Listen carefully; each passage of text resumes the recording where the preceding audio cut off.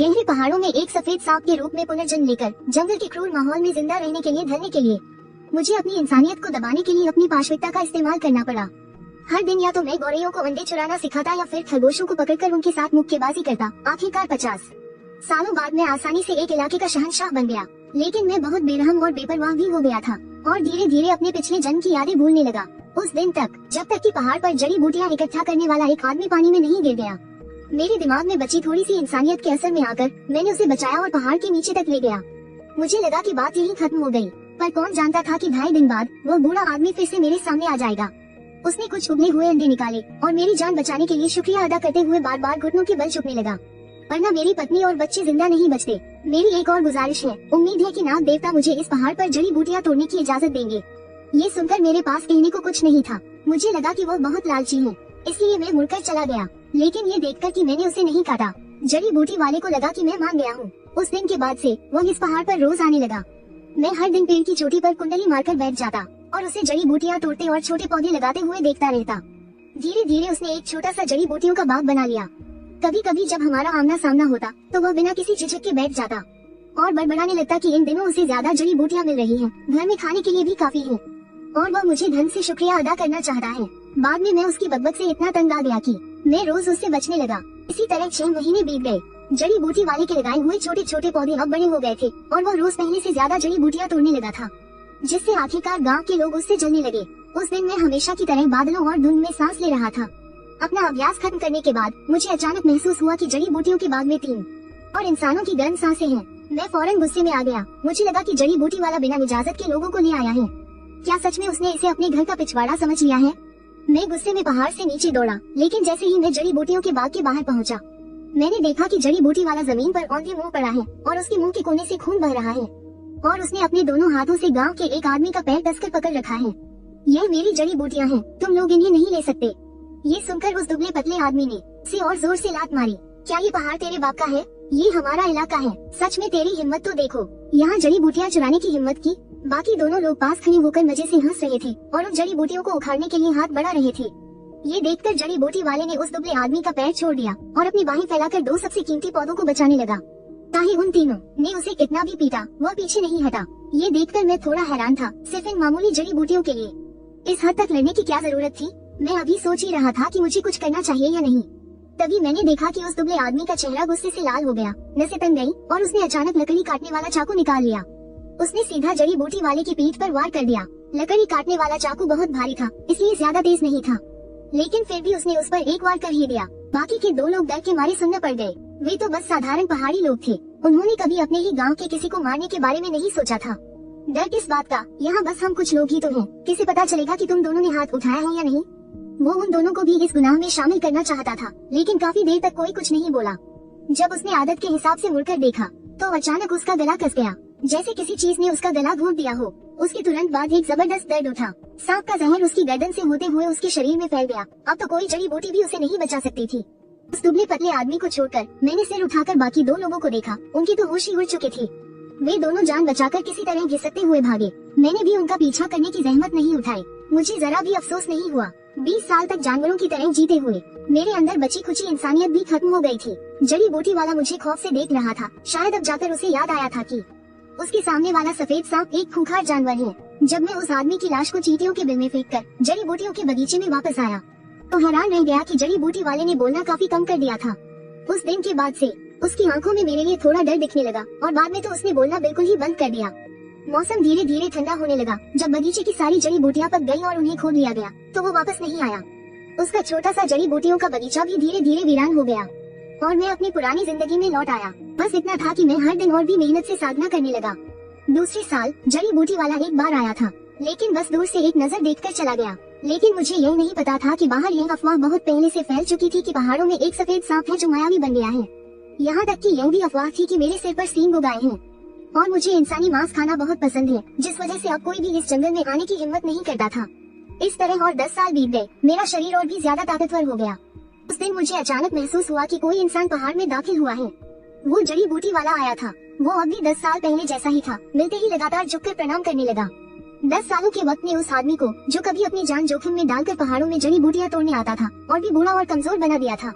उसकी झुकी हुई कमर शायद अब दोबारा किसी चट्टान पर नहीं चढ़ पाएगी। 10 साल हो गए, सोचा नहीं था कि आपसे दोबारा मिल पाऊंगा। मैंने सिर उठाकर उस बूढ़े आदमी को देखा जो अब ज्यादा बात नहीं करता था। मेरी आंखों में एक ऐसी भावना आई जिसे शब्दों में बयां करना मुश्किल था। अब तो मैं एक बेकार बूढ़ी हड्डी बन गया हूँ, अपने परिवार के लिए पैसे भी नहीं कमा सकता, उल्टा अपने बेटे और बहू के सहारे जीना पड़ रहा है। मेरी पत्नी तो 2 साल पहले वसंत में ही गुजर गई। सूखा पड़ा था, खाने को कुछ नहीं था। उसने मेरी बात नहीं मानी और मिट्टी खाने लगी। बस 7 दिन ही जी पाई। मैं जानता था कि वो बच्चों के लिए अनाज बचाना चाहती थी। मैं चुपचाप सुनता रहा। ये पहली बार था जब मुझे वो बड़बोला नहीं लग रहा था। इस बूढ़े आदमी ने अपनी पूरी जिंदगी परिवार को पालने में लगा दी, लेकिन आखिरकार वो अपने परिवार की हालत सुधार नहीं सका। उसे समझ नहीं आया कि ऐसा क्यों हुआ, लेकिन मैं अच्छी तरह समझता था। इस जमाने में जहाँ समाज में सबकी जगह पहले से तय है और ऊपर से इतनी उथल पुथल मची हुई है, ज्यादातर लोगों के लिए थोड़ी बेहतर जिंदगी जीना भी बेहद मुश्किल है। उस दोपहर जड़ी बूटी वाला चला गया। वो अब ज्यादा दिन जीने वाला नहीं था। मुझे उसके शरीर से उस इंसान की गंध आ रही थी जो मरने वाला हो। शायद वो खुद भी इस बात से खुश था, क्योंकि मरने के बाद वो अपनी पत्नी से दोबारा मिल सकता था और बेटे के घर का एक खाने वाला कम हो गया। लेकिन मेरे अंदर एक अजीब सी बेचैनी पैदा हो गई। मौत का वो एहसास बिल्कुल भी अच्छा नहीं था। मैं दोबारा मरना नहीं चाहता था। इसी तरह मौत के डर से पहाड़ में रहने वाले एक सफेद सांप ने पागलों की तरह धरती और आसमान की दिव्य ऊर्जा को सोखना शुरू कर दिया। कई सालों बाद मेरे साथ एक अजीब घटना घटी। पता नहीं कब से बड़े बड़े सांप मेरे इलाके में घुसने लगे थे। भले ही मैंने अपने विशाल शरीर का इस्तेमाल करके उन्हें बेरहमी से बाहर फेंक दिया, लेकिन अगले ही दिन कोई दूसरा सांप रेंगता हुआ आ जाता था, जिससे मैं परेशान हो गया था और अपनी साधना पर भी ध्यान नहीं दे पा रहा था। आखिरकार जब मेरे पास कोई और रास्ता नहीं बचा, तो मैंने प्राचीन काल में इंसानों की दुनिया देखने का फैसला किया। लेकिन वहाँ मुझे एक और बार जन्म और मृत्यु का बिछोह देखने को मिला। मैं भटकते हुए एक गांव के पास वाले जंगल में पहुँच गया। उस गांव के बारे में मेरी पहली धारणा गरीबी थी। पहाड़ी के नीचे फूस की टूटी फूटी झोपड़ियों की एक कतार थी और नदी के किनारे धान के कुछ खेत थे। खेतों के किनारे दुबले पतले पीले कुत्ते दौड़ रहे थे। यहाँ तक कि चूहे भी बहुत कम दिखाई दे रहे थे।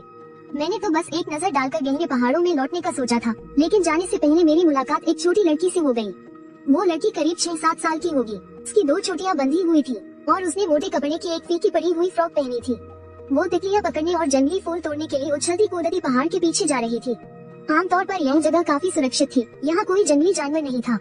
लेकिन उस दिन एक लंगड़ा बूढ़ा भेड़िया वहीं घूम रहा था। जैसे ही वो लड़की डर के मारे वहीं जम गई। मैं तेजी से उसकी ओर लपका। मैंने बूढ़े भेड़िए को कसकर लपेट लिया और फिर जोर से अपने शरीर को सिकोड़ा।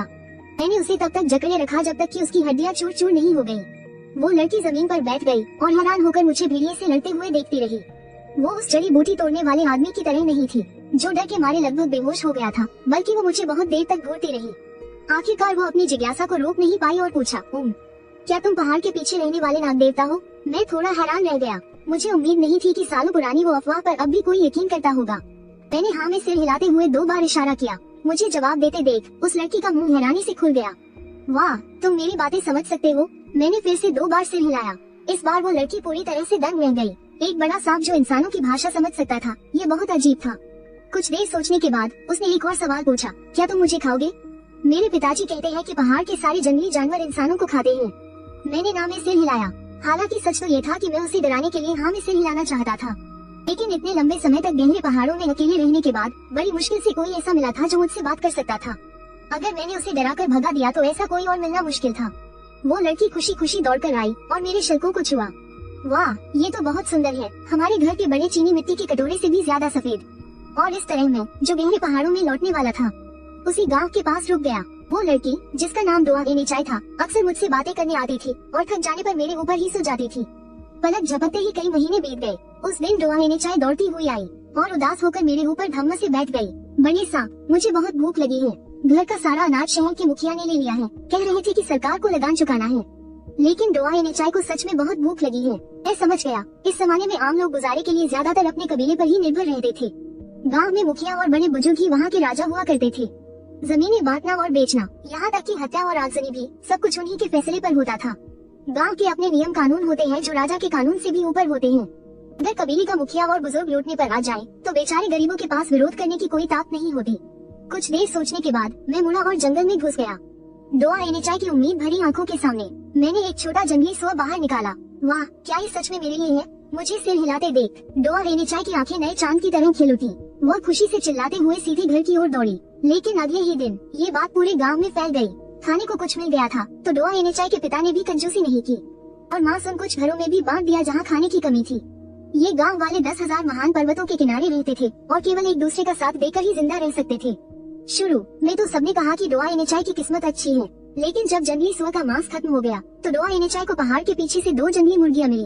उसके माता पिता को यह अजीब लगने लगा, लेकिन उन्होंने फिर भी कुछ नहीं कहा, जब तक कि घर में फिर से खाना खत्म होने वाला था। डोआ एनेचाई एक भेड़िया ले आई। इस बार गांव वाले शांत नहीं रह सके। एक जंगली भेड़िया जो अपनी पूरी ताकत में हो, भला एक छोटी बच्ची के हाथ कैसे लग सकता है। पहाड़ की ढलान पर दर्जनों गांव वाले भेड़िए के शव के चारों ओर जमा होकर कानाफूसी कर रहे थे। डोआ एनेचाई भीड़ के बीच में खड़ी थी, सिर झुकाए, एक भी शब्द नहीं बोल रही थी। हालांकि इस खाने ने पूरे गांव को मुश्किल समय से निकलने में मदद की थी, लेकिन ये घटना बहुत ही अजीब थी।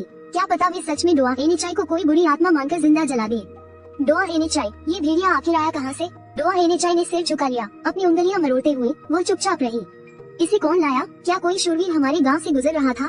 डोआ एनेचाई के पिता ने कहा, शूरवीर वो होते हैं जो मार्शल आर्ट सीखते हैं और दुनिया में घूमते हैं। लेकिन डोआ एनेचाई ने फिर भी सिर हिलाकर मना कर दिया। इस पर डोआ एनेचाई के पिता को उसे डराना पड़ा।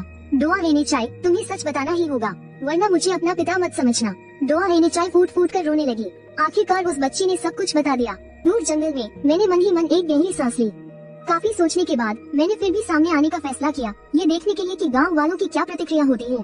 जैसा कि उम्मीद थी, इस घटना ने सबको बुरी तरह डरा दिया। पता नहीं कौन जोर से चिल्लाया, जल्दी देखो, सफेद सांप। सभी लोगों ने उस दिशा में देखा जिधर इशारा किया गया था। तभी डोआ एनेचाई रोते हुए दौड़कर आई और मुझसे लिपट गई। उसके आंसू बारिश की तरह बरस रहे थे। मैंने अपना सिर झुकाया और तसल्ली देने के लिए धीरे धीरे उसकी पीठ पर 2 बार रगड़ा।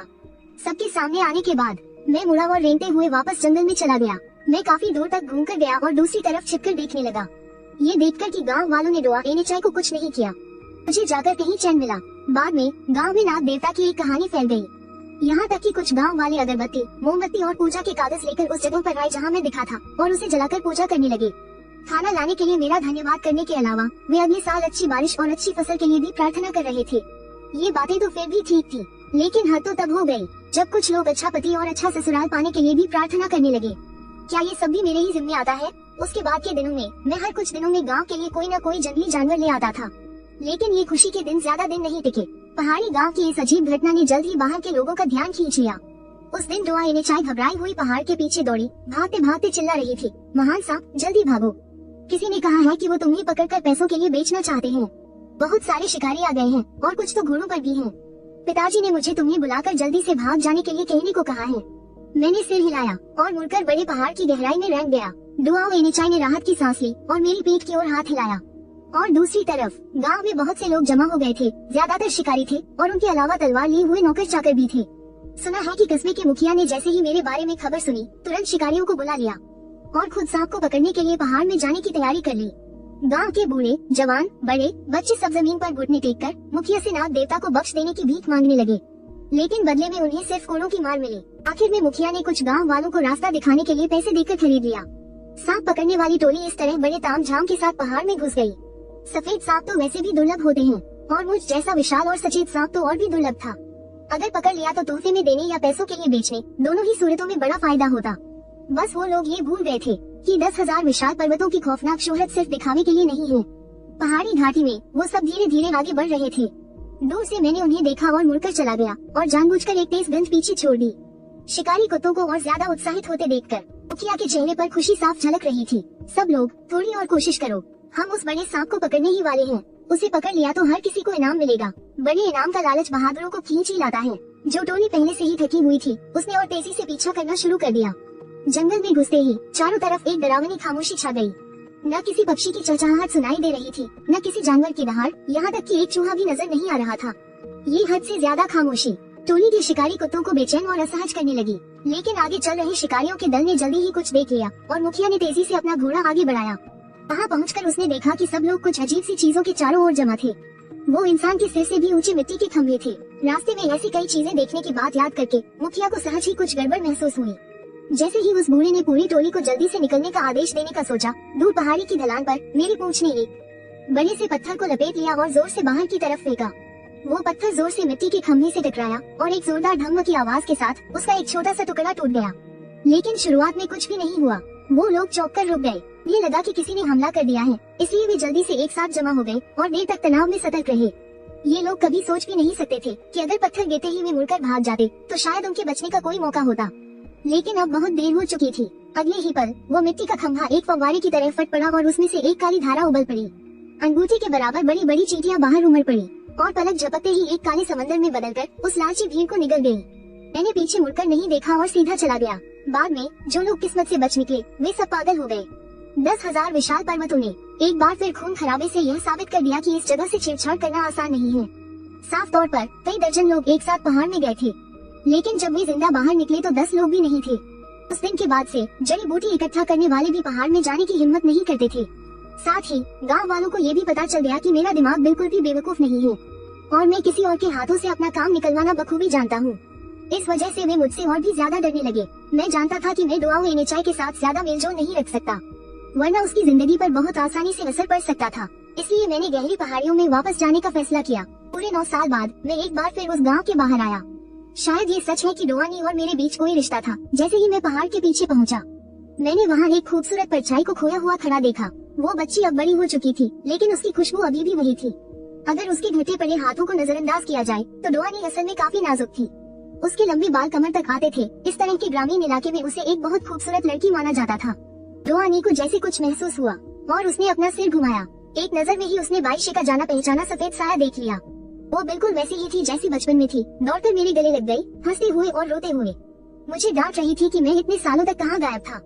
रात घेर आई, आसमान में तारे टिमटिमा रहे थे। डोआनी घास पर मेरे सहारे बैठी, उसकी बड़ी गोल आंखें और मेरी सांप की आंखें आसमान में तारों को देख रही थी। असल में तो मुझे कोई तारे दिख नहीं रहे थे। मेरी दूर की नजर की कमजोरी साधना करने के बाद भी ज्यादा ठीक नहीं हुई थी, लेकिन इसने मुझे दिखावा करने से नहीं रोका। मेरी शादी होने वाली है। गांव के बड़े भाई वांग बहुत अच्छे इंसान हैं। मैं उन्हें पसंद करती हूँ, लेकिन मैं उनसे शादी नहीं करना चाहती। पिछले महीने अधिकारी गुओ हमारे गांव आए। मुझे देखकर उन्होंने कहा कि वो मुझे अपनी रखैल बनाना चाहते हैं। मैं जानती हूँ कि एक रखैल का कोई सम्मान नहीं होता। अधिकारी गुओ लगभग मेरे पिता की उम्र के हैं, 40 साल से ज्यादा के हो चुके हैं, लेकिन गांव में घर बहुत गरीब हैं। बड़े भाई वांग भी गरीब हैं। हर साल उन्हें खाने के लिए घास की जड़ें खोदनी पड़ती है और पेड़ों की छाल छीलनी पड़ती है। लेकिन अधिकारी गुओ अलग है। उनके घर में हर दिन मांस पकता है। भूख से मरने की चिंता नहीं होगी। मैं सच में अब और भूखी नहीं रहना चाहती। डोआनी की आवाज में थोड़ी उत्तेजना थी। मैं जानता था कि वो बस ये साबित करने की पूरी कोशिश कर रही थी कि वो गलत नहीं है। परसों मेरी शादी है। बाईशे, क्या तुम मुझे विदा करने आ सकते हो? मैंने धीरे से सिर हिलाया। तारों भरी रात में पहाड़ी पर सिसकियों की आवाज बहुत बहुत दूर तक गूंज रही थी। डोआनी की शादी का दिन आ गया। ना कोई बाजा बजा, ना ही कोई दावत हुई। एक छोटी सी पालकी डोआनी को लेने आई। वो अपने साथ बस एक छोटा सा बंडल ले गई। डोआनी के माता पिता की आंखों से आंसू बह रहे थे। वो उसका हाथ नहीं छोड़ना चाहते थे। पास की ही एक पहाड़ी पर एक नौजवान जमीन पर घुटने टेककर फूट फूट कर रो रहा था। वो वही बड़े भाई वांग थे जिनका डोआनी जिक्र करती थी। शायद वो खुद को बेकार होने के लिए कोस रहा था, डोआनी को भरपेट खाना न दे पाने के लिए। शायद वो अधिकारी गुओ से नफरत कर रहा था जिसने एक अच्छी लड़की की जिंदगी बर्बाद कर दी। लेकिन वो कुछ नहीं कर सकता था। वो बस अपनी आंखों के सामने उस पालकी को अपनी प्रेमिका को ले जाते हुए देख सकता था। पालकी में डोआनी ने एक हाथ से पर्दा उठाया। उसकी नजर धान के खेतों के बीच मेरे लंबे सफेद साए पर पड़ी। उसके आंसुओं से भीगे खूबसूरत चेहरे पर एक खुशी की मुस्कान आ गई। शायद उसने बड़े भाई वांग के सच्चे प्यार को धोखा दिया था। शायद एक बूढ़े अधिकारी की रखैल बनकर शादी करना सच में गलत था। लेकिन तो क्या हुआ, किस्मत ने उसे 10 साल से ज्यादा सताया था। वो अपने भविष्य के बच्चों के लिए खाना बचाने के लिए अपनी माँ की तरह भूख से नहीं मरना चाहती थी। वो बस भूखी नहीं रहना चाहती थी, वो बस जीना चाहती थी। वो केवल जिंदगी और किस्मत को दोष दे सकती थी। मैं चुपचाप उस छोटी पालकी के पीछे चलता रहा। शहर के बाहर एक हवेली तक, फिर एक बड़े पेड़ पर चढ़ गया और दूर से उस पालकी को हवेली के पिछले दरवाजे से अंदर जाते हुए देखा। उपपत्नी का दर्जा नीचा होता है। उन्हें मुख्य द्वार से जाने का अधिकार नहीं होता और न ही शादी की रस्में निभाने या दावत देने का। कहने को तो उपपत्नी बनाते हैं, पर सच तो ये है कि यह बस मनोरंजन का एक जरिया है। मैं पेड़ पर बैठकर बहुत देर तक देखती रही, जब तक सूरज नहीं डूब गया और हवेली में लालटेनें नहीं जल गई। तब मैं वापस जाने के लिए मुड़ी अपने 10,000 महान पर्वतों की ओर। मेरे दिल में मैंने चुपके से उस भोली भाली खिलखिलाती लड़की को आशीर्वाद दिया। बस यही था कि डोआ एनेचाई बचपन से पहाड़ों और जंगलों में पली बड़ी थी। क्या वो उस बड़ी हवेली की साजिशों और लड़ाइयों का सामना कर पाएगी?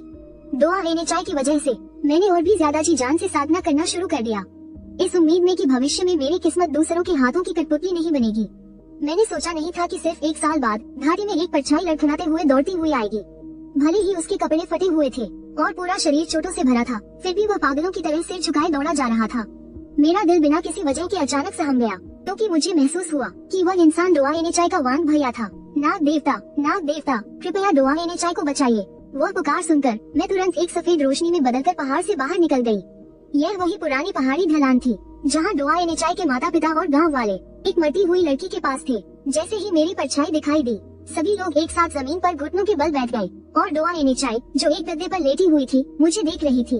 उसके चेहरे पर एक फीकी सी मुस्कान आ गई, एक ऐसी मुस्कान जिसमें राहत भी थी और दिल दुखाने वाला दर्द भी। उस समय उसका पूरा शरीर घावों से भरा हुआ था, लगता है उसे डंडों से पीटा गया था। नाग देवता, कृपया मेरी डोआ एनेचाई को बचाइए। दोनों बूढ़े माता पिता निराशा में घुटनों के बल गिड़गिड़ा रहे थे।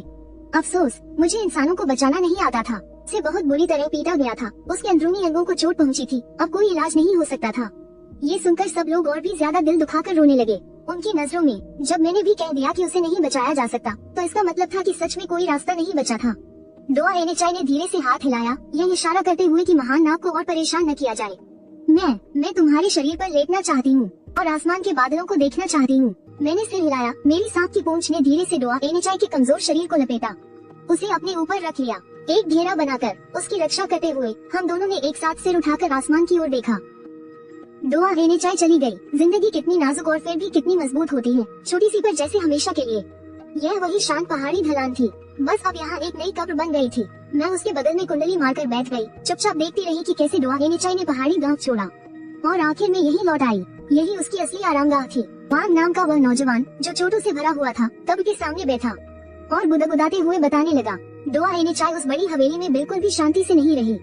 वह बूढ़ा आदमी उसे इंसान ही नहीं समझता था। उसकी बड़ी पत्नी हर दिन उसे तंग करती थी, अक्सर बिना किसी वजह के मारती पीटती और गालियाँ देती थी। वह घर वापस आना चाहती थी, लेकिन सेठ कोच उसे छोड़ने को तैयार नहीं था। कुछ दिन पहले सेठ कोच ने डोआ एनेचाई को सेठ झाओ को तोहफे में देने का इरादा किया। डोआ एनेचाई किसी भी कीमत पर राजी नहीं हुई, तो बड़ी पत्नी ने नौकरों को बुलाकर उसे डंडों से पिटवाया।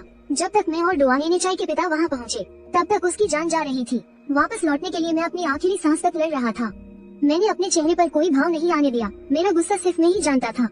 उस रात बड़े भाई वांग ने लकड़ी काटने वाला चाकू उठाया। एक इंसान और एक सांप सीधे शहर की ओर चल पड़े। मुझे किसी को मारने से डर नहीं लगता था और न ही मुझे किसी कर्म फल का डर था। उन लोगों ने डोआ को मार डाला था, मेरे पास उसके लिए बदला लेने का अधिकार था। एक सांप के रूप में जीते हुए मैं हमेशा के लिए काय नहीं बना रह सकता था।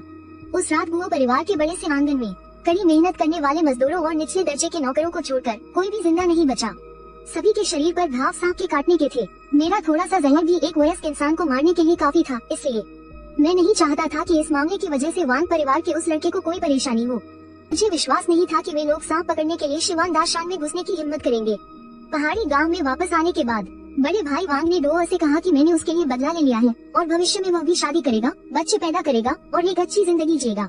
अगले दिन गुओ परिवार के मामले की जांच करने के बाद स्थानीय जिला मजिस्ट्रेट डोआ की कब्र पर आए। उन्होंने अपनी आंखों से मुझे कब्र की रखवाली करते देखा।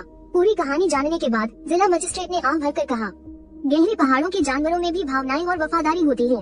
हत्या का मामला इस तरह जल्दबाजी में बंद कर दिया गया। कुछ लोग चाहते थे कि अधिकारी इस मामले को बड़ा बनाएं, लेकिन नतीजा ये हुआ कि उन्हें सिर्फ शर्मिंदगी झेलनी पड़ी। जिला कार्यालय का मतलब बहुत आसान था, अगर तुम इतने ही काबिल हो तो खुद जाकर उसे पकड़ लो। मैं तुम्हें बता सकता हूँ कि वह सफेद सांप कहाँ है, बशर्ते तुम वहाँ जाने की हिम्मत करो। सबको पिछले कबीले के मुखिया की कहानी याद आ गई और सब चुप हो गए। जहाँ तक मेरी बात है, मुझे अब उन बातों में कोई दिलचस्पी नहीं थी। मैं जानता था कि मरे हुए लोग वापस नहीं आते, डोआ जा चुकी थी और अब मेरे मन में पहाड़ से नीचे जाकर दुनिया देखने की कोई इच्छा नहीं थी। मैं चुपचाप अपने इलाके में रहकर साधना करता रहा। पलक झपकते ही 10 साल से ज्यादा गुजर गए। उस दिन मैंने धीरे धीरे अपनी पुरानी केचुली उतारी। मेरा शरीर 8 मीटर लंबा हो गया था और मैं सचमुच एक विशाल जानवर बन गया था। लेकिन अपने ही इलाके में मुझे एक और जानलेवा लड़ाई का सामना करना पड़ा।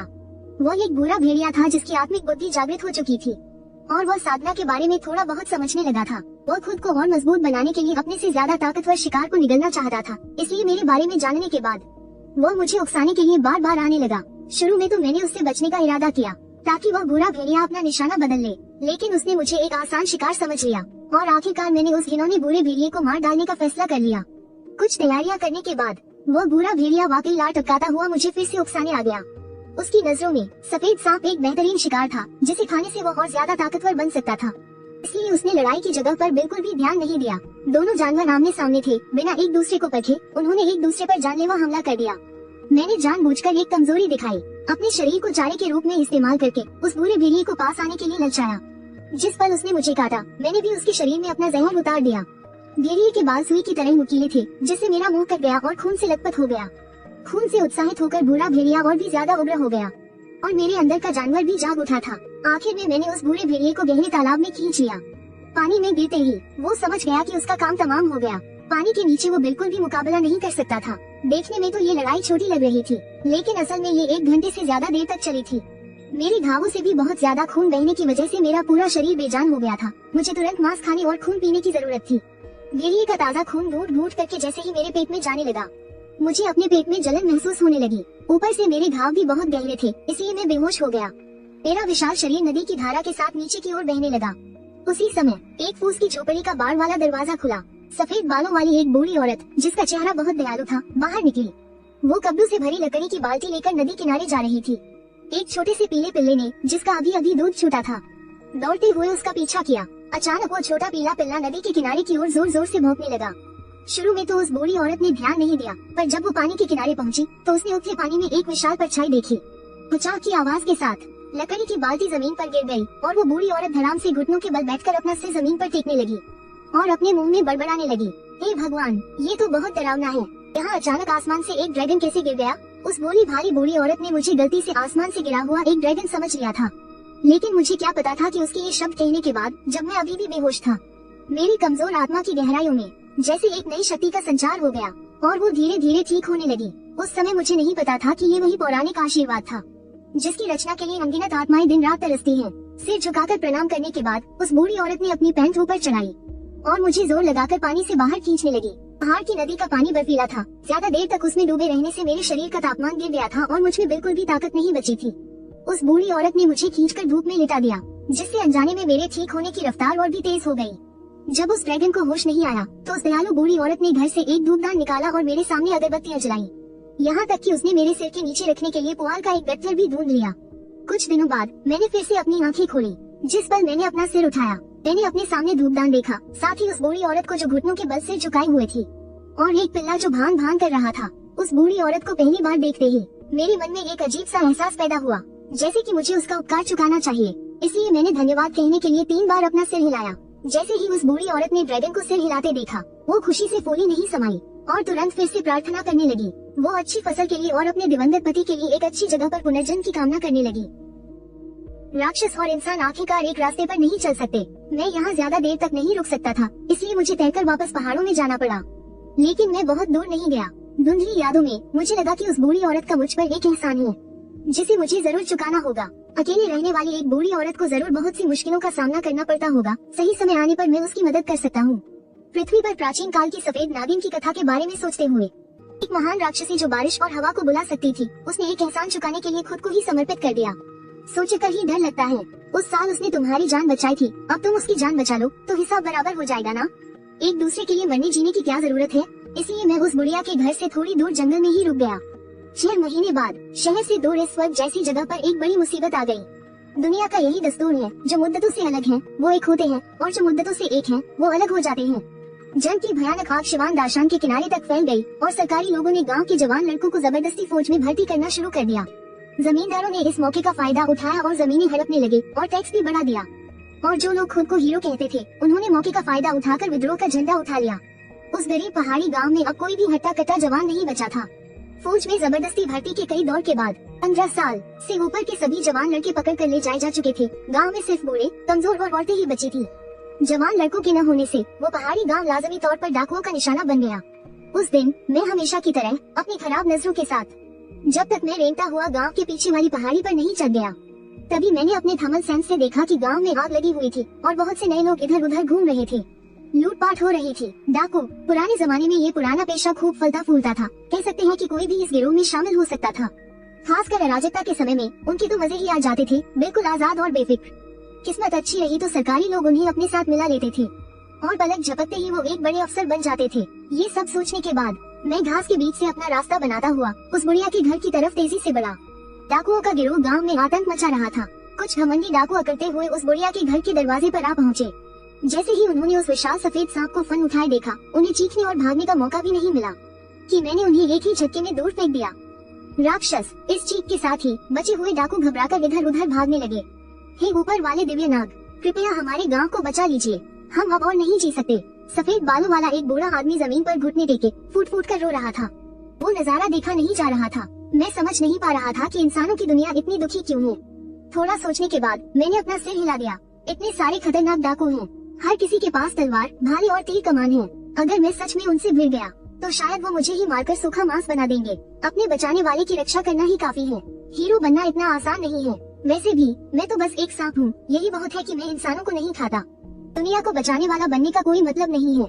इसलिए मैं उस बुढ़िया के घर के दरवाजे पर कुंडली मारकर बैठ गया और दूर से गांव की तरफ देखने लगा। काले धुएं के गुबार उठ रहे थे। अगले ही पल मैं अचानक पीछे मुड़ा और अपनी पूरी ताकत से पागलों की तरह बड़े पहाड़ की तरफ भागा।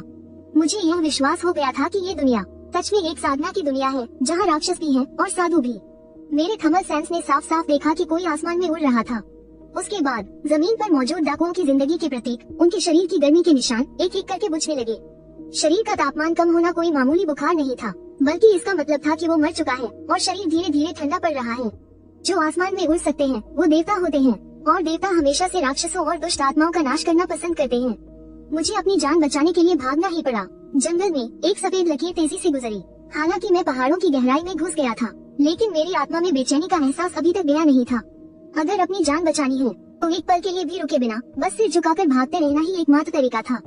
पहाड़ के बाहर एक जोड़ी खूबसूरत आंखें उस दिशा में देख रही थी जहाँ सफेद सांप गायब हुआ था। जमीन पर वो सफेद परछाई लगातार पहाड़ियों को पार कर रही थी, नदियों को लंघ रही थी। उसी पानी की धारा के साथ साथ चल रहा था जो मुझे कभी बड़े पहाड़ से बाहर ले गई थी। मैं सीधे धारा की उल्टी दिशा में दौड़ रहा था। जब जानवर खतरे में होते हैं तो उनका पहला विचार हमेशा अपने घोंसले में वापस जाना होता है। मैं भी वैसा ही था। ज्यादा से ज्यादा मैं गहरे तालाब की तह में छिप जाता और 10-15 दिन तक शांत पड़ा रहता। जो बात मुझे नहीं पता थी वह ये थी कि आसमान में कोई उड़ रहा था, और तो और वह दिलचस्पी के साथ मेरे भागने का तमाशा देख रहा था। आसमान में 3 लोग एक उड़ने वाली तलवार पर खड़े थे। अगर मैं उन्हें देख लेता तो मेरा तो जबड़ा ही नीचे गिर जाता। मैंने न जाने कितनी बार सपना देखा था कि मैं एक कीमती तलवार पर सवार होकर उड़ूं। अब वह सपना सच हो गया था, पर अफसोस कि उड़ने वाला मैं नहीं था। 2 बच्चे एक महिला को कसकर पकड़े हुए थे। वह महिला लगभग 30 साल की थी। उनका रूप अलौकिक और सुंदर था। वह बुद्धिमान और खूबसूरत थी, जैसे 9वें स्वर्ग से उतरी कोई परी हो। हम देखते हैं कि वह सफेद सांप अब और कहाँ भाग सकता है। गुरु माँ, जल्दी से उसे मार डालिए। दोनों बच्चे लगभग 10 साल के थे, एक लड़का और एक लड़की। उनकी पीठ पर कीमती तलवारें बंधी थी। उन्होंने सफेद आधार पर नीले पैटर्न वाले ताओवादी वस्त्र पहने हुए थे।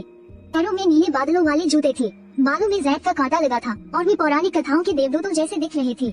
महिला ने मुस्कुराते हुए कहा, हम उसे क्यों मारना है? वो सफेद सांप दिन दहाड़े इंसानों की दुनिया में तबाही मचा रहा है। अगर उसे नहीं मारा तो लोगों के मन को शांति नहीं मिलेगी। तो उसने किस तरह के लोगों को मारा? इस तरह के लोग जाहिर है गाँव वाले। अगर हम समय पर नहीं पहुँचे होते तो उस बुढ़िया को इसने मार ही डाला होता।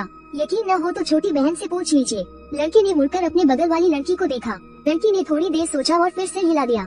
यांग मू जू लिंग, हजारों किताबें पढ़ना हजारों मील की यात्रा करने के बराबर नहीं होता।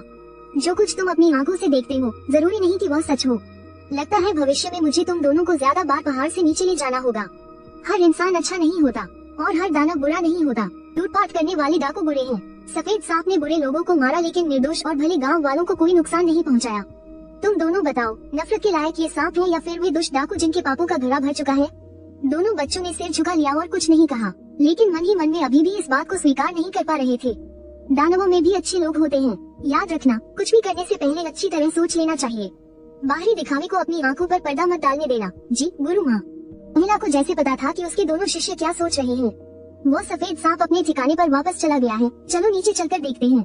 मैं हाफता हुआ पहाड़ी घाटी में वापस भागा और आखिरकार मैंने राहत की सांस ली। लगातार ऐसे दौड़ने से मेरी बहुत ज्यादा ताकत खत्म हो गई थी। मैं इतना थक गया था कि बोल भी नहीं पा रहा था। ये जगह बहुत जानी पहचानी थी। मेरे इलाके में वह बूढ़ा जिंकगो का पेड़ जिस पर मैं अक्सर लिफ्ट कर ऊपर नीचे रेंगता था, उसकी टहनियां भी घिसकर चिकनी हो गई थी। पहाड़ के बाहर हर तरफ जाल ही जाल है। मैंने फैसला कर लिया कि मैं अब बाहर नहीं जाऊंगा। आसमान में 3 लोग मुस्कुराते हुए उस दिलचस्प सफेद सांप को देख रहे थे। उस महिला ने चारों ओर नजर दौड़ाई। हालांकि यह जगह कोई स्वर्ग या पवित्र भूमि नहीं है, लेकिन ये कोई बुरी जगह भी नहीं है। आध्यात्मिक ऊर्जा भी ठीक ठाक है। यह उस तरह की जगह है जहाँ साधक रहना पसंद नहीं करते और आत्माएं भी यहाँ आने की जहमत नहीं उठाती। घाटी में गहरी झील और आसपास के पहाड़ी इलाके मिलकर एक विशाल अपरिष्कृत आध्यात्मिक संरचना की तरह दिखते हैं। वह पुराना जिंकगो का पेड़ उस संरचना का केंद्र है। हम इस सफेद सांप की किस्मत वाकई अच्छी है। एक पल में ही वे तीनों पेड़ के नीचे बड़ी चट्टान पर प्रकट हो गए। छोटी लड़की ने उत्सुकता से नीचे झुककर उस चट्टान को छुआ जिसे सफेद सांप ने रगड़ रगड़ कर चिकना कर दिया था। मैं सन्न रह गया। हम ये तीनों लोग देवी देवता हैं या साधक? अचानक कोई मेरे बिल तक आ पहुंचा है। एक पल के लिए मैं समझ नहीं पा रहा था कि भागूं या बेवकूफ बने रहने का नाटक करता रहूं। जंगली जानवरों की प्रवृत्ति आंखों को धोखा देने में माहिर होती है। मेरे शरीर ने सहज रूप से वैसी ही हरकत की। मैंने चेतावनी देने के लिए अपने ऊपरी जबड़े के 2 जहरीले दांत दिखाए। वह औरत बहुत खूबसूरत थी। अगर वह मुझे देखकर मुस्कुरा न रही होती तो और भी खूबसूरत लगती। एक छोटा सांप जिसने अभी अभी आध्यात्मिक ऊर्जा को जमा करना शुरू किया है, लेकिन उसकी बुद्धि बहुत तेज है। दिलचस्प है, यह वाक्य सुनते ही मैं जो हमला करने के लिए तैयार हुआ था, मैंने तुरंत वह इरादा छोड़ दिया और पेड़ के तने से फिसलकर जमीन पर आ गया। मैं एक गोले में सिमट गया और दया की भीख मांगते हुए अपना सिर और शरीर जमीन से सटा लिया। अब और कर भी क्या सकता था? क्या मुझे नहीं दिख रहा था कि उनकी दिव्य तलवार हवा में तैर रही है? वो एक दिव्य तलवार है। मैंने सिर झुका लिया और हिलने की हिम्मत नहीं की। बस यही उम्मीद कर रहा था कि वो महान हस्ती मुझ जैसे सांप को नजरअंदाज कर देगी। ठीक उसके बाद अपनी तेज सूंघने की शक्ति के कारण मुझे पता चला कि कोई मेरे सामने आया है। मेरे पेट की हड्डियों को जरा भी कंपन महसूस नहीं हुआ। कहने की जरूरत नहीं, यकीनन उनकी शक्ति इतनी ज्यादा थी कि वे बर्फ पर बिना कोई निशान छोड़े चल सकती थी। ये जानना जरूरी है कि मेरे सामने 3 लोग थे, लेकिन मैं सिर्फ 2 बच्चों को ही महसूस कर पा रहा था। रही बात उस औरत की, तो मैं सिर्फ गंध के आधार पर ही उसकी दिशा का पता लगा सकता था। वह औरत मुझे देख रही थी। ये सफेद सांप बहुत साधारण है, लेकिन इसमें कुछ असाधारण भी है। यह आम जंगली जानवरों से बस थोड़ा ही ज्यादा शक्तिशाली है। आम पहाड़ी आत्माओं और जंगली राक्षसों की बुद्धि ज्यादा तेज नहीं होती, लेकिन ये सफेद सांप असाधारण रूप से चतुर है। अभी जब इसने हम तीनों गुरु शिष्यों को देखा तो इसका आश्चर्य वास्तविक था। फिर इसने भागने के साथ साथ नासमझ होने का नाटक भी किया और फिर सिर्फ मेरी एक बात पर तुरंत जमीन पर आकर अपनी किस्मत स्वीकार कर ली। ये है वाकई दिलचस्प है। बहुत जल्द उस औरत के मन में एक अच्छा विचार आया। छोटे सांप, मेरे साथ पहाड़ पर चलकर द्वारपाल दैत्य बनोगे? असल में शुरू में उसका ऐसा कोई इरादा नहीं था। वो सिर्फ उत्सुक थी, बस देखने के लिए आई थी और अपनी उबाऊ साधना के दौरान समय बिताने के लिए। ऐसा उसकी उच्च बुद्धि के कारण नहीं था। हालांकि सफेद सांप बहुत चतुर है, लेकिन इस दुनिया में उच्च बुद्धि वाले दैत्यों की कमी नहीं है। जिस चीज ने उसका मन बदला वह थी सफेद सांप की नाजुक, चमकदार और सुंदर खाल। आखिरकार औरतें हैं, किसी खूबसूरत चीजें पसंद नहीं होती। ये ठीक वैसा ही था जैसे कोई बहुत सुंदर कंगन देख ले तो उसे खरीदने की इच्छा होगी ही। मैंने उस औरत के चेहरे पर प्रशंसा का भाव देखकर सिर उठाया और सिर हिलाकर हामी भर दी। स्वीकार कर लिया अगर मैं सहमत नहीं होता। हालांकि मैं यकीन से कह सकता था कि वह औरत कोई बुरी इंसान नहीं है और उसका दिल भी बुरा नहीं है, लेकिन क्या पता अगर उसे सांप की खाल का बटुआ बनाने का मन कर जाता तो? कहना पड़ेगा कि प्राचीन काल के लोग फिर भी काफी इंसानियत वाले थे। अगर पसंद आया तो पूरे सांप को घर ले जाकर दरवाजे की रखवाली करवाते। लामतिन के आज के लोगों की तरह नहीं, जो सीधे सांप की खाल उधेड़कर बटुए और हैंडबैग बना लेते हैं और फिर रोज उसे लेकर दिखावा करते हैं। उन 2 बच्चों को तो कोई दिक्कत नहीं थी, बल्कि उन्हें एक और सांप का होना काफी मजेदार लगा। मुझ जैसे एक छोटे मोटे सांप राक्षस के लिए ज्यादा कुछ कहने की जरूरत ही नहीं थी। उस औरत ने अपनी आस्तीन एक बार हिलाई और मुझे अपनी आस्तीन के अंदर खींच लिया। मेरी आंखों के सामने अंधेरा छा गया और मैं बेहोश हो गया। सच में एक सांप होने के बाद भी लोग मेरे साथ एक चीज की तरह बर्ताव करते हैं। आखिरकार एक राक्षसी जानवर हूँ। जब मुझे होश आया तो मैंने खुद को एक शानदार पहाड़ के आधे रास्ते पर पाया।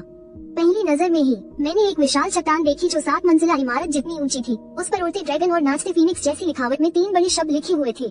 हुआ शान आकाश को भेदता हुआ शान से खड़ा था, हजारों चोटियों पर हावी, हजारों राजसी पहाड़, धरती और आकाश का विशाल विस्तार। मुझे याद है कि अपने पिछले जन्म में मैं लामतिन पर हुआ शान घूमने गया था, लेकिन ये पहाड़ हुआ शान से भी ऊंचा, बड़ा और ज्यादा खतरनाक था। ये हुआ शान से भी ज्यादा भव्य था। मैं समझ गया कि मैं किसी महान ज्ञानी से मिला हूँ। शुरू में मैं किसी के लिए दरवाजे की रखवाली करने के लिए पकड़े जाने का काफी विरोध कर रहा था, लेकिन अब पीछे मुड़कर देखता हूँ तो मेरी किस्मत इतनी भी बुरी नहीं है। सहारा मिलने से जिंदगी आसान हो जाती है, भले ही वह ज्ञानी किसी बेकार चीज को यूं ही फेंक दे। मुझ जैसे सांप के लिए उससे भी काफी फायदा हो सकता है। वह औरत अपने 2 छोटे शिष्यों को लेकर हंसते बोलते हुए पहाड़ पर चढ़ने लगी। मैं चुपचाप उनके पीछे पीछे चलने लगा। रास्ते में मुझ जैसे कमजोर नजर वाले को भी पता चल गया कि यहाँ के नजारे कितने खूबसूरत थे। चट्टान के किनारे बने पत्थर की सीढ़ियों पर चलते हुए हर जगह बड़े और छोटे झरने दिखाई दे रहे थे। पानी इतना साफ था कि तैरती हुई मछलियाँ भी देखी जा सकती थी। सीधी खड़ी चट्टानें, बादलों को छूती हुई चोटियाँ, हजारों फीट गहरी खाइयाँ और अजीब गरीब नुकीले पत्थर थे। पहाड़ में बने बड़े बड़े हॉल स्वर्ग के महल की तरह परत दर परत बने हुए थे। मैंने अपना सिर उठाया, अपनी जबान बाहर निकालकर आसमान की ओर देखा तो एक विशाल घेरा धीरे धीरे घूमता हुआ दिखाई दिया। अभी मैं सोचूं कि वे लोग सीधे उड़कर पहाड़ पर क्यों नहीं गए, बल्कि पैदल लौट रहे थे। लगता है कि ऊपर हवा में उड़ने पर पाबंदी है। पत्थर की सीढ़ियों पर, पहाड़ी रास्ते पर कभी कभी सफेद नीले पैटर्न वाले ताओवादी कपड़े पहने हुए साधक मिलते थे, जिनमें बूढ़े और जवान दोनों थे। जब वे उस औरत से मिलते तो सभी झुककर उन्हें रास्ता देते थे। ये साधकों का झुंड बहुत अमीर लग रहा था।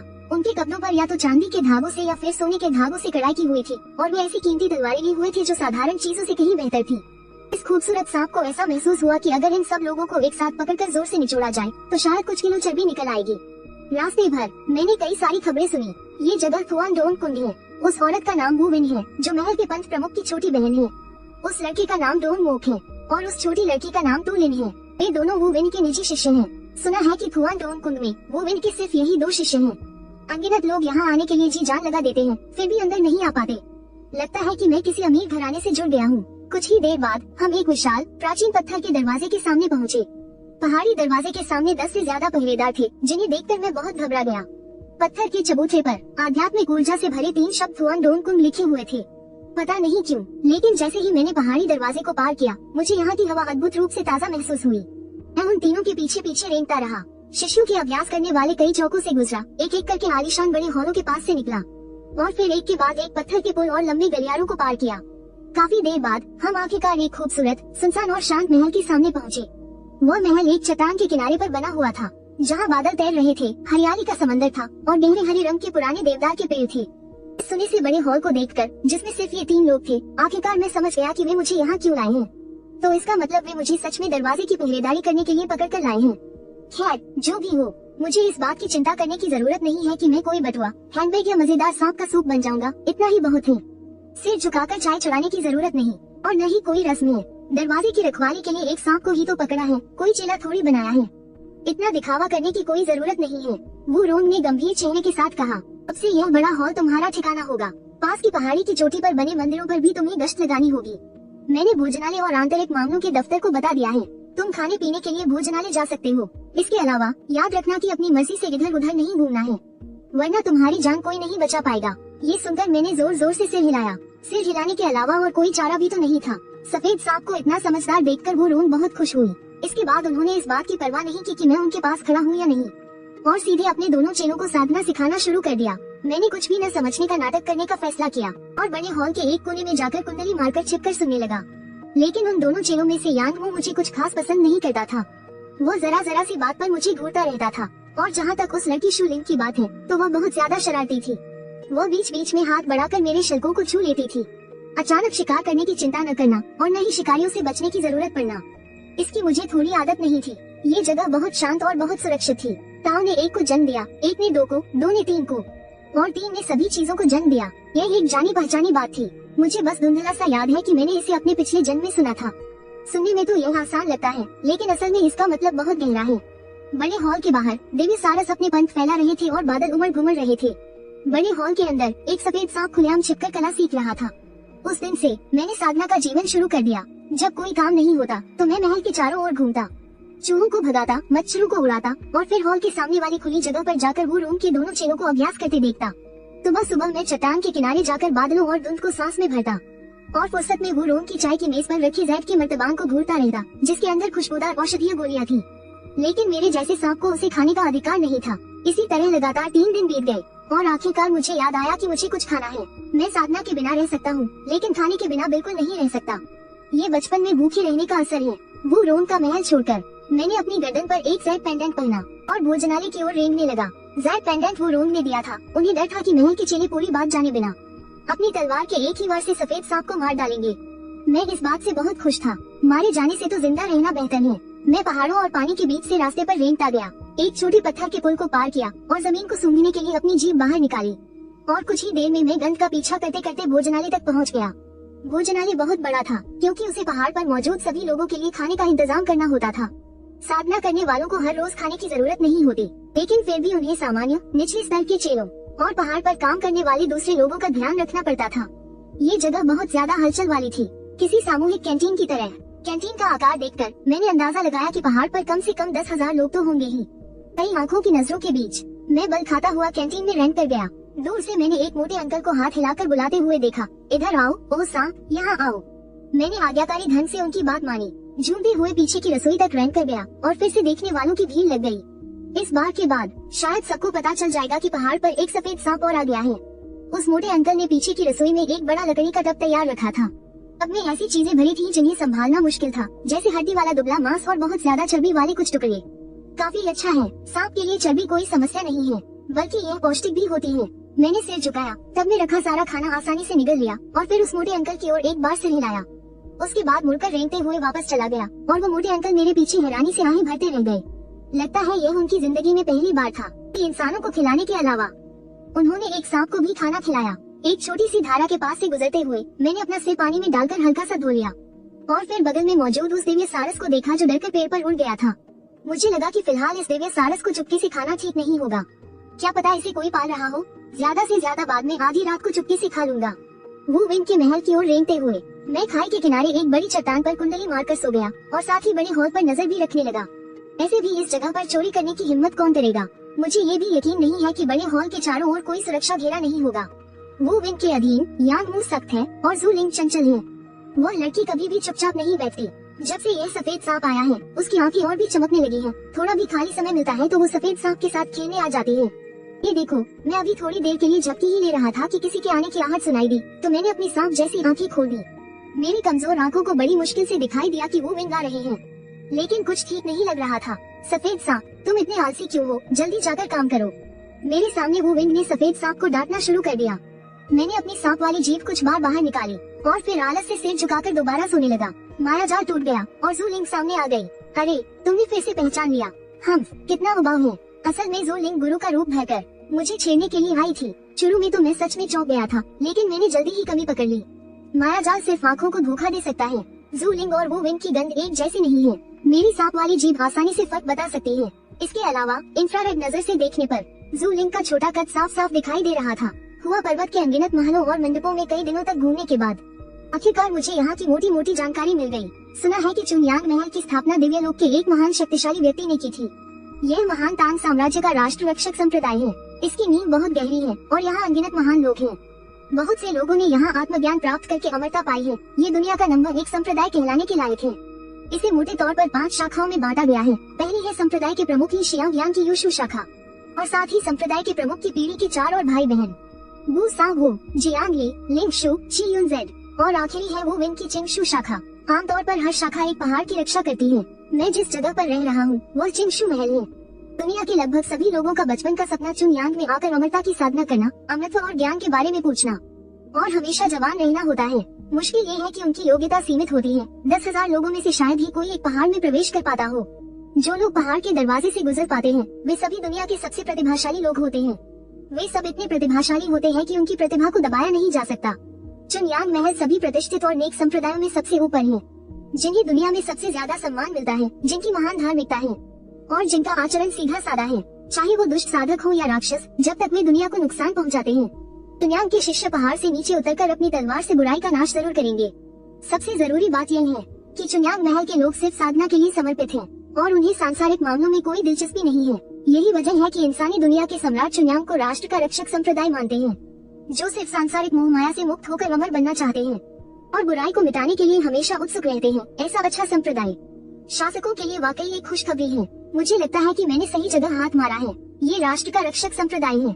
जो कोई भी पहाड़ पर चढ़कर हंगामा करने की हिम्मत करेगा वह सच में अपनी जान से हाथ धो बैठेगा। यह मन लगाकर साधना करने के लिए सबसे अच्छी जगह है। मुझे भी होशियारी से और चापलूसी से पेश आना होगा। कहीं ऐसा न हो कि मुझे एक लात मारकर पहाड़ से नीचे फेंक दिया जाए। इसलिए यांग वो और शू लिंग ने पाया कि वह आलसी सफेद सांप हाल ही में बहुत ज्यादा मेहनती हो गया है। महल के चारों ओर के जंगलों में चूहों को तो छोड़िए, एक खटमल तक नहीं बचा है। बस जहाँ से भी मैं रेंगकर गुजरता हूँ वहाँ सांपों की गंध छोड़ देता हूँ तो चूहे डर के मारे अपने पूरे परिवार के साथ भाग जाते हैं। मैं जो सिर्फ मुख्य हॉल की रखवाली के लिए हूँ, फिर भी आसपास के माहौल को सुधारने के लिए इतनी मेहनत कर रहा हूँ। वो रोन के चिंगशु वंश के निजी महल में वो रोन को मिलाकर सिर्फ 3 लोग थे और साथ में एक सांप। कहने को तो उसे दरवाजे की रखवाली के लिए लाया गया था, लेकिन असल में वह सिर्फ दिखाने के लिए एक पालतू जानवर था। उसे हर दिन दरवाजे पर पहरा देने की जरूरत नहीं थी। फुर्सत में जब कोई काम नहीं होता तो मैं सोचने लगता कि अपनी साधना की गति कैसे तेज करूं। इस पवित्र पहाड़ पर कई अवसर थे, जैसे कि लिंगशु महल से हवा के साथ उड़कर आने वाली औषधीय गोलियों और जादुई दवाइयों की तेज खुशबू। लिंगशु वंश दवाइयाँ बनाने, गोलियां तैयार करने और तावीज बनाने में माहिर है।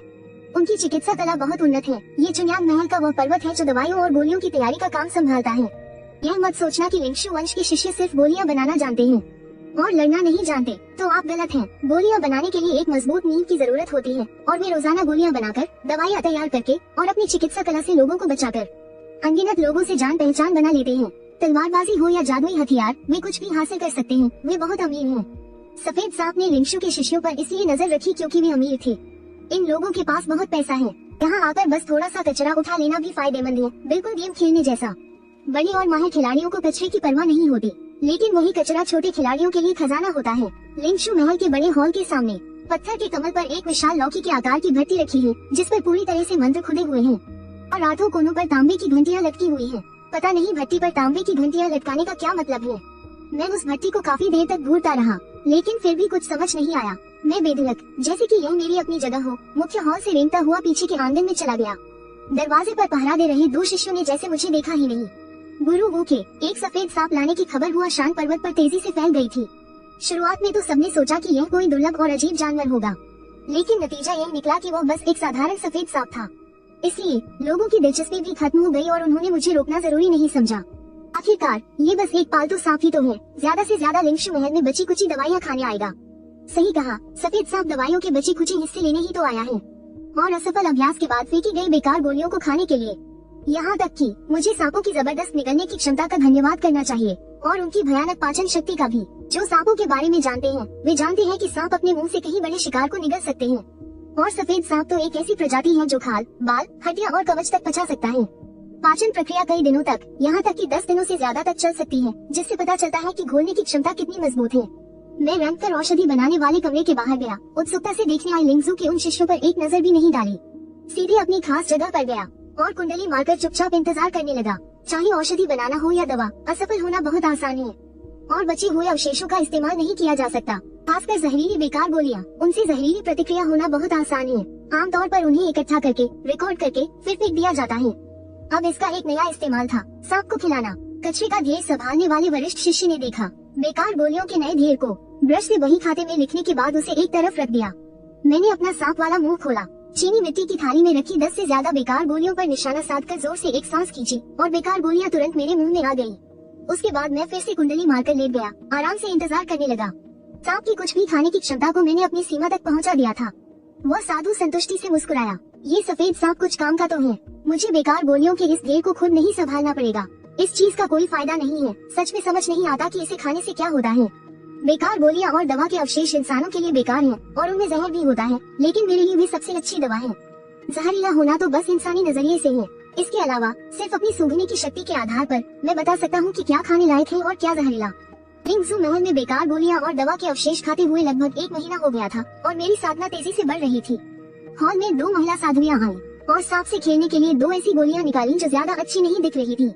ही दा बाई, ये तुम्हारे लिए है। मैंने मन ही मन में मुंह बनाया, लेकिन फिर भी आज्ञाकारी ढंग से आगे बढ़कर अपना मुंह खोला और गोली निगल ली। अच्छी न दिखने का मतलब था कि दवा का असर कम था, लेकिन मेरे लिए ये पहले दर्जे की दवा थी। वैसे भी जब अच्छी गोलियां मिल रही है तो कोई बचा खुचा क्यों खाएगा। वाह, सांप की खाल कितनी सुंदर है। दोनों महिला साधुएं वहाँ खड़ी होकर धीरे धीरे बातें कर रही थी। उनकी आंखें टकटकी लगाकर देख रही थी सांप की चमकदार खाल को। मैंने ऐसा दिखाया जैसे मुझे कुछ दिख ही नहीं रहा। मुझे इस बात से कोई फर्क नहीं पड़ा कि 2 सुंदरियों ने मुझे गोलियां दी थी। ऐसे भी उनके पास मेरे जैसे जंगली जानवर से उलझने का फालतू समय नहीं था। बेकार गोलियों की 2 और दौड़ और 1 बाल्टी दवा के अवशेषों का इंतजार किया। सब कुछ साफ करने के बाद ही मैं रैंक कर वहाँ से निकला। हाल ही में मेरी साधना बहुत तेजी से बढ़ी है। बेकार गोलियां, दवा के अवशेष और उन महिला साधुओं के आधे अधूरे बने उत्पाद बेहद असरदार थे। ये सोखने के बाद पूरा सांप तरोताजा महसूस कर रहा था। अगर अब मैं उस बुरे भेड़िए की आत्मा से दोबारा मिलूं, तो मुझे अपने जहर का इस्तेमाल करने की जरूरत नहीं पड़ेगी, और न ही उसे पानी में खींचने की। हाँ, मुझे यकीन है कि मैं उसे वहीं जकड़कर मार सकता हूँ।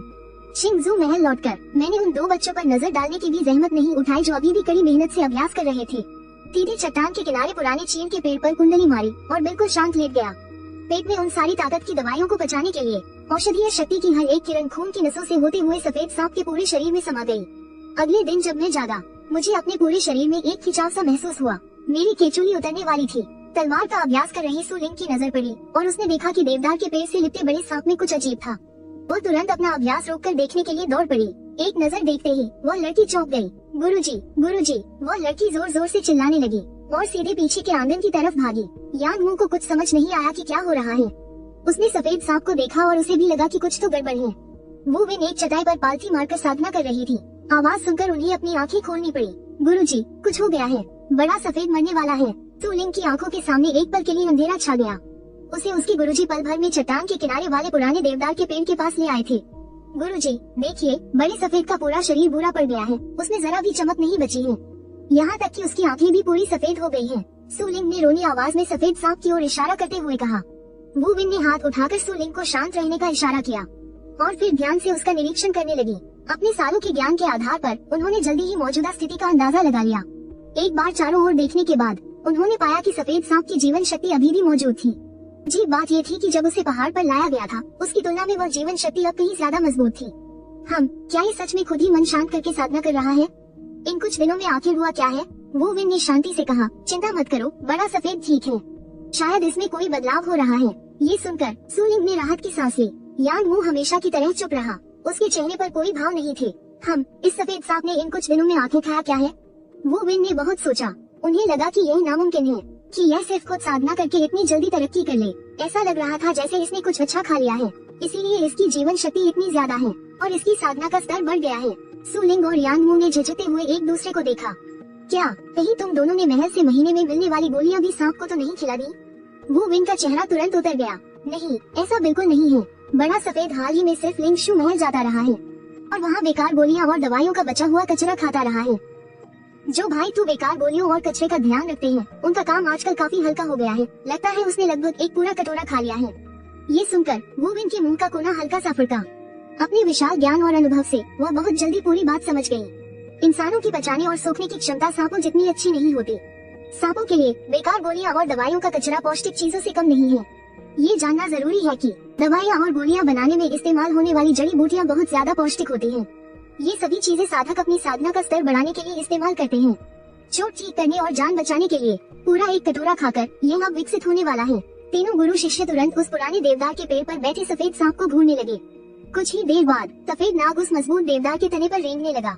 कभी कभी वह अपना सिर किनारों से भी रगड़ता और बहुत जल्द ही सांप के सिर की पपड़ी उखड़ने लगी, जिससे अंदर की नई त्वचा दिखने लगी। ये केचुली उतारना था। मैं धीरे धीरे पेड़ पर खुद को रगड़ता रहा, पुरानी त्वचा को पेड़ की डालियों में फंसाकर बाहर निकलने की पूरी कोशिश कर रहा था। सबसे पहले सांप का सिर वाला हिस्सा, फिर उसका शरीर, थोड़ा थोड़ा करके, बहुत मजबूती से, बहुत धीरे धीरे। तीनों गुरु शिष्य, जो आमतौर पर खाली रहते थे, खाई के किनारे खड़े होकर ध्यान से देख रहे थे। सांपों के लिए हर बार केचुली उतारना बहुत खतरनाक होता है। अगर एक बार वे कामयाब नहीं हुए तो उनकी मौत निश्चित है। इसमें 1 घंटे से ज्यादा का समय लगा। जब सांप की पूंछ पुरानी त्वचा से बाहर निकली तो तू लिंग इतनी खुश हुई कि वह ताली बजाकर चिल्लाने लगी। वो विंग भी मुस्कुरा दी। उसकी आंखों में सोच का एक भाव था। न जाने क्यों सांप की केचुली उतारने की पूरी प्रक्रिया देखने के बाद उसकी मन की स्थिति भी थोड़ी बेहतर हो गई। पुरानी त्वचा को उतारकर एक नया जीवन अपनाना, हर चीज का अपना भाग्य होता है। केचुली उतारने के बाद मैं उस बूढ़े देवदार के पेड़ से लिपट गया और सो गया। जब मैं दोबारा जागा, मैं 9 मीटर लंबा हो चुका था। साधना की दुनिया के इस मशहूर पंथ में मैंने अपने जीने का तरीका ढूंढ लिया था। सुबह सुबह खाई के किनारे जाकर बादलों और धुंध को सांस में भरता, भूख लगने पर दान कक्ष में जाकर मांस खाता और फिर लिंगू महल में जाकर मुफ्त का खाना पीना करता, अपनी साधना का स्तर बढ़ाता और फिर वापस चिंगू महल आकर दरवाजे पर पहरा देते हुए खर्राटे भरता। कहना होगा कि दिन बड़े आराम से बीत रहे थे। तो लिंग ने देखा कि हाल ही में मैं अक्सर थाई ची चौक पर जाने लगा था। थाई ची चौक वह जगह है जहाँ चुनयांग महल के शिष्य मार्शल आर्ट्स का अभ्यास करते हैं। अगर ऊपर से देखा जाए तो यह चौक एक विशाल बागुआ रेखाचित्र जैसा है, जिसके बीच में एक बहुत बड़ी यिन यांग मछली है। ये चौक बहुत बड़ा है, कम से कम 10 फुटबॉल मैदानों के बराबर। मेरा अंदाजा है कि शायद किसी महान शक्तिशाली व्यक्ति ने सीधे अपनी जादुई शक्ति से पूरे पहाड़ की चोटी को समतल करके इसे बनाया है। चौक पर 1000 से ज्यादा शिष्य तलवारबाजी का अभ्यास कर रहे हैं। तलवार की ऊर्जा लहरा रही है। पहाड़ की तरह, समुद्र की तरह, हवा की तरह कुछ शिष्य अभ्यास कर रहे हैं तलवार की संरचनाओं का, जबकि ज्यादातर लोग तलवार की तकनीकों का अभ्यास कर रहे हैं। यहाँ तलवारबाजी का अभ्यास करने से न केवल तलवार की ऊर्जा महसूस की जा सकती है और ज्ञान बढ़ाया जा सकता है, बल्कि बड़े वरिष्ठ भाइयों की तलवार की तकनीकों को भी देखा जा सकता है। अगर हाथ में खुजली हो तो किसी वरिष्ठ या कनिष्ठ भाई को एक मुकाबले के लिए ढूंढ सकते हैं। सबसे जरूरी बात यह है कि हर शाखा के शीर्ष शिष्य भी मार्शल आर्ट सिखाने के लिए थाई ची चौक पर आएंगे और साधना से जुड़ी समस्याओं का समाधान करेंगे।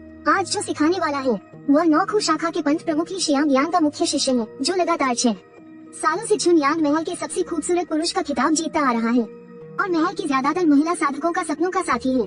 जिस पर अनगिनत महिला साधक चुपके चुपके मरती है, वह है चूचा। चूचा ने एक साधु का चोगा पहना है, सिर पर जैद का मुकुट है और हाथ में एक कीमती तलवार है और वह युवा शिष्यों को गंभीरता से साधना करना सिखा रहा है।